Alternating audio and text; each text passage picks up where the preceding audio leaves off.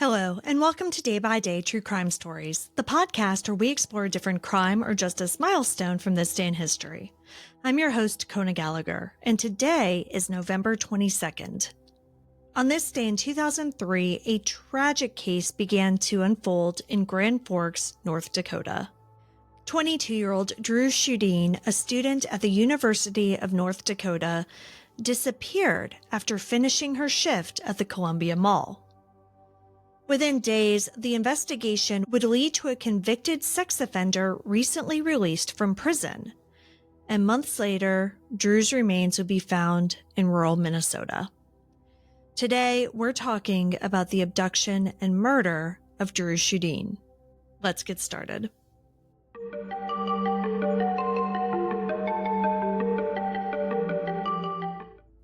November 22, 2003 was a Saturday afternoon when Dru clocked out after her shift at the Victoria's Secret in the Columbia Mall.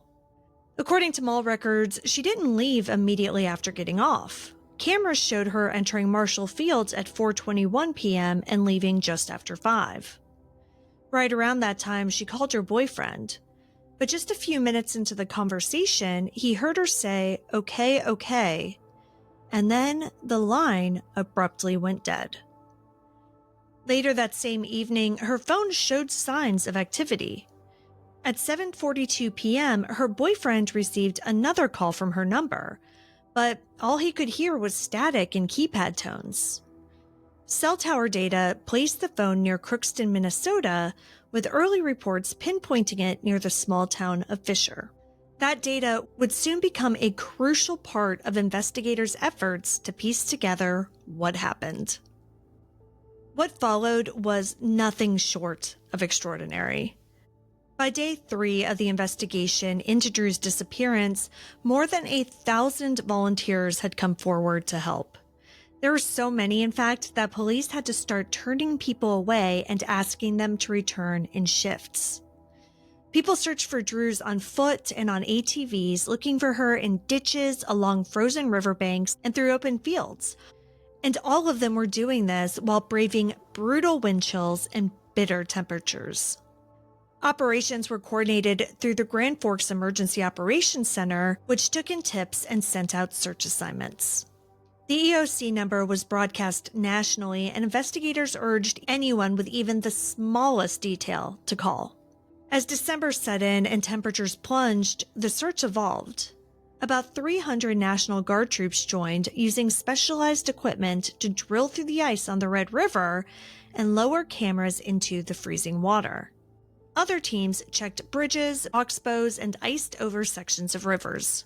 Conditions were brutal, -10 degrees Fahrenheit at times. And as the winter went on, authorities began to rely more heavily on trained personnel as it became just too dangerous for civilian volunteers.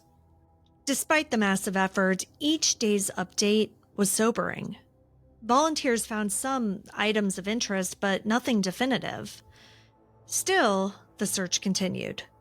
By late February, small teams were still combing river corridors, guided by early scent hits and new search techniques.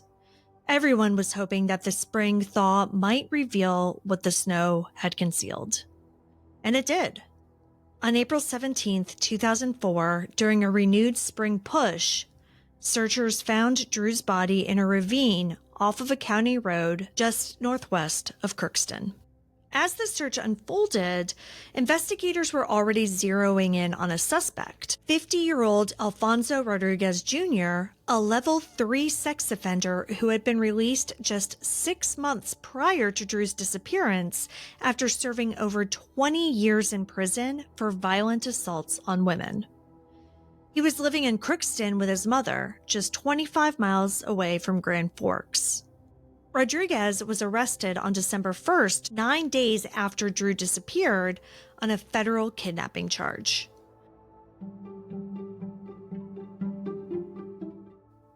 Surveillance footage placed him at the mall complex the afternoon that Dru disappeared. When questioned, Rodriguez gave a strange and inconsistent account of his day, claiming that he went to several stores and even went to the movie theater to watch Once Upon a Time in Mexico. The problem is that movie wasn't playing anywhere near there on that date. Prosecutors would later seize on that detail during trial.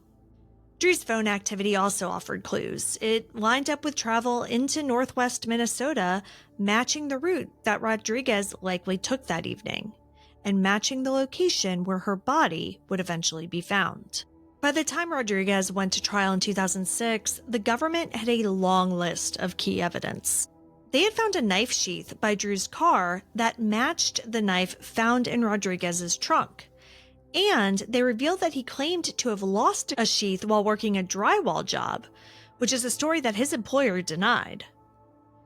Then there was the blood found in several areas inside of Rodriguez's car that was confirmed to be Dru's via DNA testing.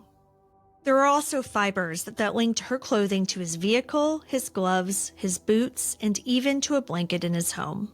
And those same fibers were found on the sheath and on other items in Rodriguez's car, connecting the scene in multiple ways. When put together with the surveillance timeline and the call data, prosecutors argued that it all pointed to one conclusion. Rodriguez had abducted Dru, and she hadn't survived. Because Dru had been taken across state lines, the case became a federal one under the Federal Kidnapping Act. In August 2006, the jury found Alfonso Rodriguez Jr. guilty of kidnapping resulting in death. A month later, they recommended the death penalty, a sentence that was formally handed down in February 2007. The Eighth Circuit later upheld both the conviction and the sentence, citing strong evidence including phone records, forensic links, and Rodriguez's own conflicting statements. Prosecutors argued that Rodriguez had sexually assaulted Dru, though the defense contested that claim.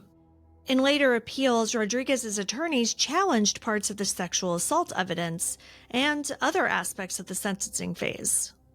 In 2021, a federal judge vacated the death sentence, pointing to misleading expert testimony and deficiencies in the defense during sentencing. The conviction itself, however, remained intact. In March 2023, federal prosecutors announced that they would no longer seek the death penalty in this case. That decision reflected broader policy under the Justice Department's ongoing federal execution moratorium. Rodriguez was removed from death row and is now serving a life sentence without the possibility of parole at a high-security federal prison in Florida. Dru's murder left a lasting impact, sparking national calls for stronger tools to track sex offenders. Dru's Law, which was later incorporated into the Adam Walsh Child Protection and Safety Act, led to the creation of the National Sex Offender Public Website, a centralized portal that lets the public search registries across all states, territories, and tribal jurisdictions. It remains named in her honor. Thank you for joining me on today's episode of Day by Day True Crime Stories. If you found Dru's story compelling, please subscribe, rate, and review the podcast. It'll help us grow. And be sure to join me again tomorrow as we explore another significant event in true crime history.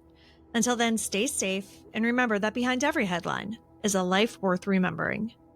Day by Day True Crime Stories is a Little Monster production. Hey, you can do it!